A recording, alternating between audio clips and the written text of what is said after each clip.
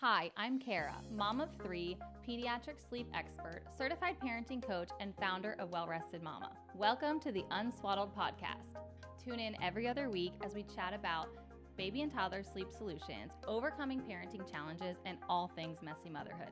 Hello, and welcome to this episode of Well Rested Mama Unswaddled. Today, we are going to be talking about sleep crutches, okay? So what are they? How do they affect baby sleep? And what can we ultimately do about them to avoid the disruption that they are most likely going to cause, okay? So first thing first is, what is a sleep crutch, okay? So a sleep crutch is going to be anything that your little one uses to fall asleep that they physically cannot do themselves, okay? So think of like the way you put your baby down, okay? That's where we kind of identify what your sleep crutch is. Mainly, we're trying to figure out what does your baby need, okay, in order to fall asleep at that initial bedtime. So that could be rocking them, that could be feeding them. The pacifier can be a sleep crutch. Anything that they, like I said, they physically cannot do themselves. So you have to be the one to facilitate that, right? So for example, your baby is rocked to sleep, okay? Bedtime routine happens, everything's ready to go. You rock them until they're asleep, and then you place them into that crib awake.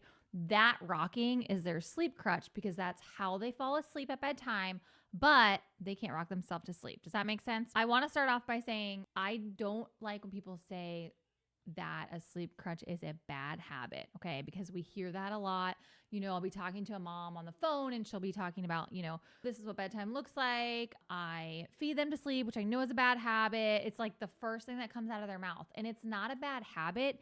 It's just what is working for you, okay? We find ourselves in survival mode, right? Especially in those newborn phases. We're figuring out what baby needs, how we're going to get them to sleep. And if that is working and we're identifying like, oh my gosh, all I have to do is rock them for a couple minutes, they go to bed, then we know like that's what we're going to do every time because that is easier. We need to kind of stray away from that thought process of it's bad. It is not bad. It's what's working for you. It's how you get your baby to sleep, and you're just doing it right. Now, if it's not working for you, we can change it, okay? But that doesn't mean it's a bad habit that we have to get rid of. Sometimes, most of the time when we realize that a sleep crutch is occurring, okay, and our brain's telling us it's a bad habit, that doesn't really come full circle until it's no longer working. That's really when we start to see like, okay, this is what I was doing. Now it's not working anymore. What do I do? I also want to add, like, if it's working, you don't have to do anything about it. I have talked to so many moms that say, I rock my baby to sleep, but then they sleep all night.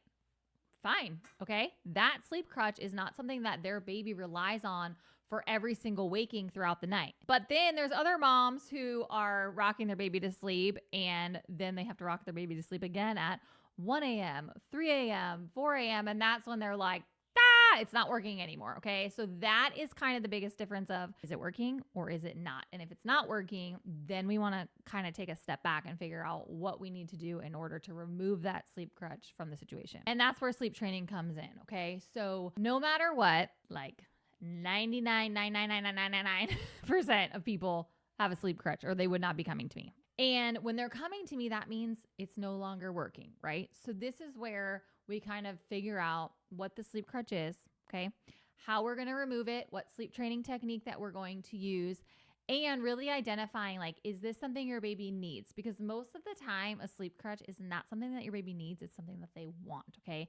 And it's okay to remove things that your baby wants, right? But if they need it, we have to keep it, okay? One of those things that they might need, and probably the only thing that they might need, is that feeding, okay? And that's going to really be dependent on weight, medical instructions, that kind of stuff. So there are instances where a baby needs to eat in the night and we cannot remove that. And if that's their sleep crutch, we kind of have to hang on to it a little bit longer to get those calories in, get the weight up, and then revisit, okay?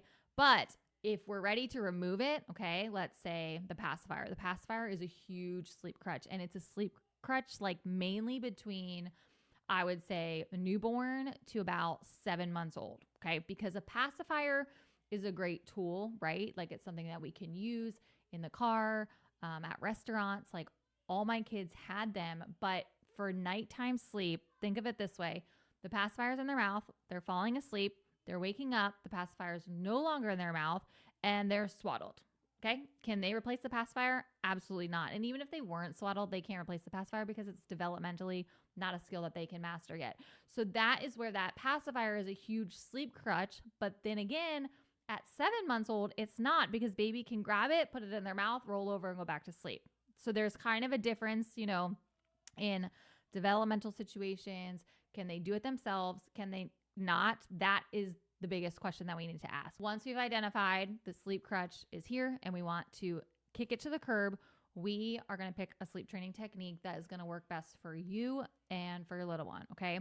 So we want to choose something that you can handle, something that you can be consistent on, something that make sure you're involved in the process, because a sleep crutch means you are present a lot during the night, right? So during the sleep training, we have to be present during the night to teach your little one that you're still there, even though you're not staying or you're not picking them up, offering that feed. Basically, you're not implementing that sleep crutch for them, but you're still there. So their brains are able to identify like, okay, they're still here. They're still coming to me. They're still checking on me, X, Y, and Z, but she's not giving me the pacifier. She's not rocking me back to sleep. She's not feeding me, because those are not things that they need. It's what they want. Ultimately, in order to remove that sleep crutch, okay, we want them putting themselves to sleep at the beginning of bedtime. So that means you are doing a bedtime routine. You're going into the room. You're placing baby down awake without their sleep crutch. Okay, if that's a pacifier, no pacifier. If that's you rocking them to sleep, you're going to rock them while they're still awake. Place them down awake. Okay, you're removing that sleep crutch so that they're able to put themselves to sleep at the beginning of night.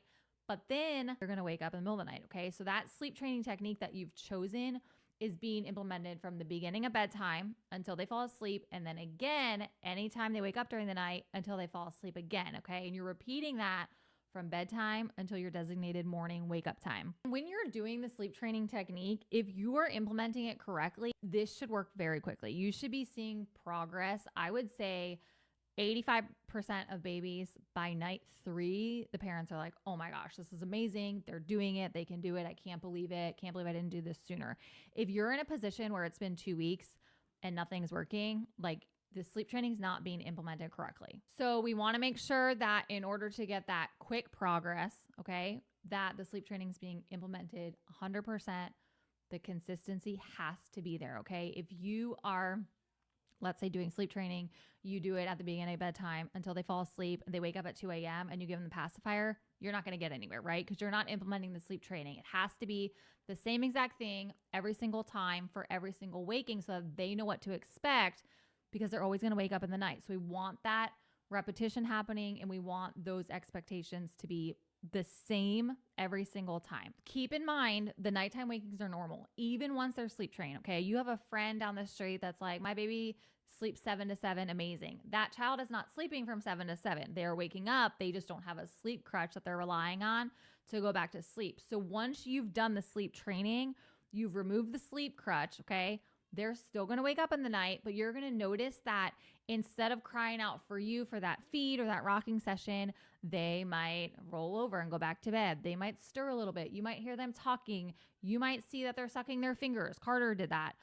Caleb still to this day rocks back and forth. There's kids that will kick their legs. They're going to do some sort of soothing technique, which is fine, but they can do it themselves. It's not dependent on you. So that's where that sleeping through the night comes back into play. And sleep crutches it's just what we are breaking with sleep training. Okay. So during our consult calls, we are figuring out what your sleep crutch is, where you're at, the changes that need to be made so that we can figure out what plan you need to be on, what we need to implement to get that sleep crutch out of the picture so that we can get your little one sleeping through the night. So if you're not sure what your sleep crutch is, I mean, they're pretty obvious, but sometimes people don't know that a pacifier is a sleep crutch, or they don't realize, or the baby might be too drowsy. That conversation that we have with you is how we kind of figure it out, explain it to you, break it down, give you what everything's going to look like, what it's going to look like working together, and how we can ultimately support you throughout that process to make sure that the sleep training is implemented correctly. Because Here's the deal. If it's not going to work. But if it's implemented correctly, it's 100% going to work. And we obviously want that for you. Schedule the consult call. The link is below. It's free. It's short. And to be honest, we might find that you don't need to sleep train, right? But having that conversation is going to help you identify where you're at and how to get to where you want to be. Thanks for tuning in. Be sure to subscribe so you don't miss the next episode. Give this video a like if you found it helpful or share with a friend. If you have any questions, leave them in the comments and we'll see you next time.